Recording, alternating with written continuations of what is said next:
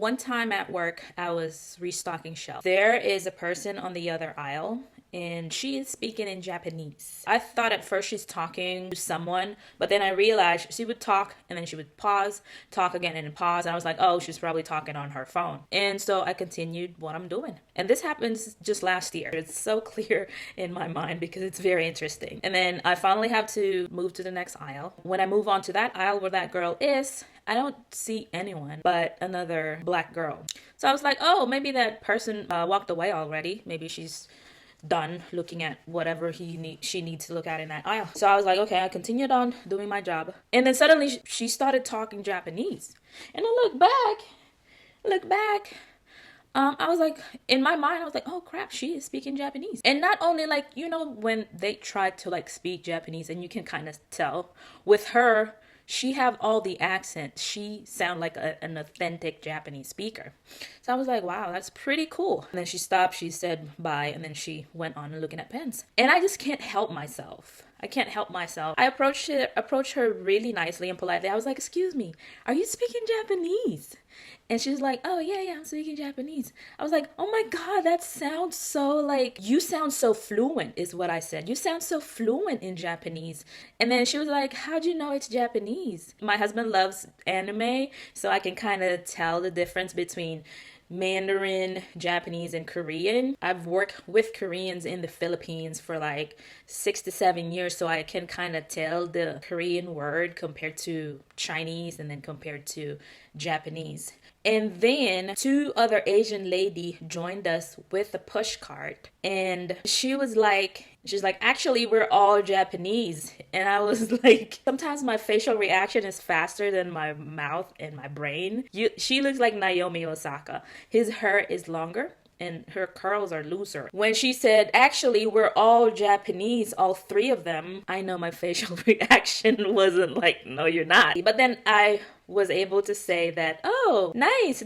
She looked like Naomi Osaka. I have this assumption that the way she speaks and how fluent she is, she probably grew up in Japan, just like me, of how fluent I am in Tagalog. With that incident that happens at work, I remembered myself back when I was new here. I always address myself as Filipino. And this is like not to like completely disregard my black side. It's just that because I grew up in the Philippines and I filled so many papers, I made so many resume, fill out job applications, and I always put Filipino. Moving here, I didn't know that it was such like an odd thing to say that I'm Filipino when I'm completely brown skinned and like with curly hair. Back then I did not realize that. Back in 2018, when I was attending prenatal appointment for my son, my firstborn, I put Filipino in the doctor's appointment, or whatever I fill out, I put Filipino.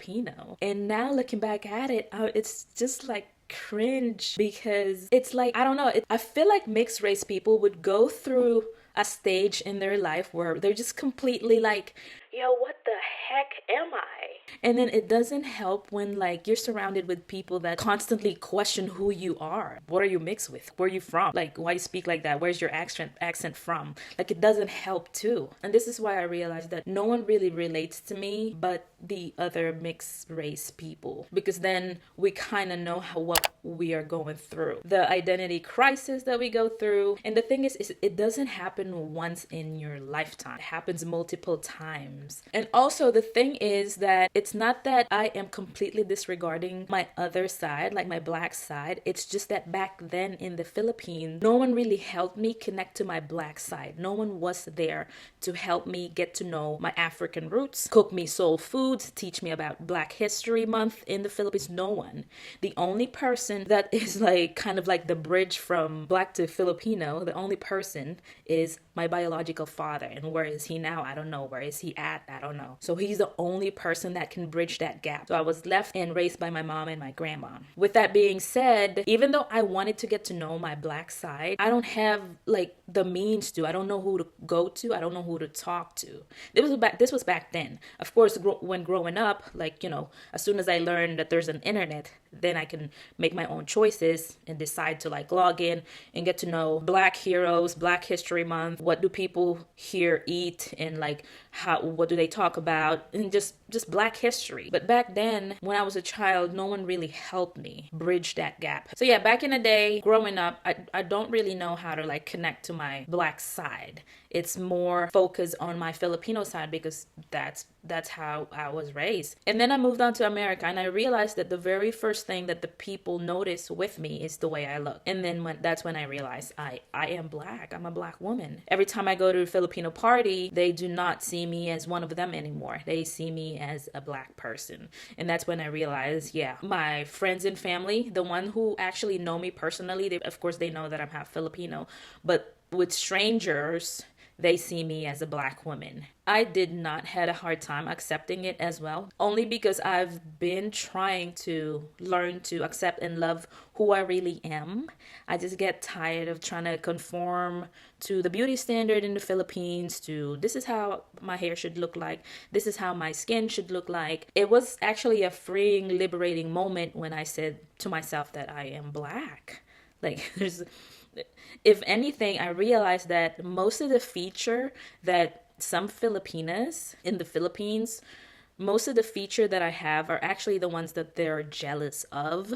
I was like, oh, so you hate me because of the way my body looks, not because who I really am, or like not because I'm a bad person. You hate me because of my physique, the color of my skin, maybe my hair, or maybe my butt or whatever. Now I'm realizing this and I'm connecting the dots. So the thing that I hate about myself are actually the thing that my frenemies are actually envious or jealous about me, if that makes sense. And that made it easier to accept who I really am and to love who I really am. I did not have a hard time accepting who I really am because I know back then that's what I've been really wanted to do, is to love and accept and fully embrace who I am. And then when I got here, it gave me the opportunity to do that. And like I said on my other video, every time I look at myself in the mirror, I feel happy. I feel contented with what I see. Back in the Philippines, I hate what I see in the mirror. Every inch of it, I hate. Every inch of my hair, I hate. Now, the difference is here. When I look at myself in the mirror, I like what I see. I'm just so happy that that's what I'm going to impart to my children instead of like having self-hate. So yeah, being mixed race is very challenging at times. Right now, it's kind of like, I don't know, I feel like it's in the mainstream media because of the stuff that's happening, but we've been around for a long time. We've been around for a long time, but it's just currently being pushed in the mainstream media. I don't know why. And people are suddenly like, oh, she's Black Filipino, oh, Black Japanese, and all this stuff. And it just feels good to be recognized and finally put a face on mixed race people on mainstream media. Yeah, that's all I have for you guys today. If you enjoyed this video, give me a thumbs up, and I'll see you on the next one. Bye.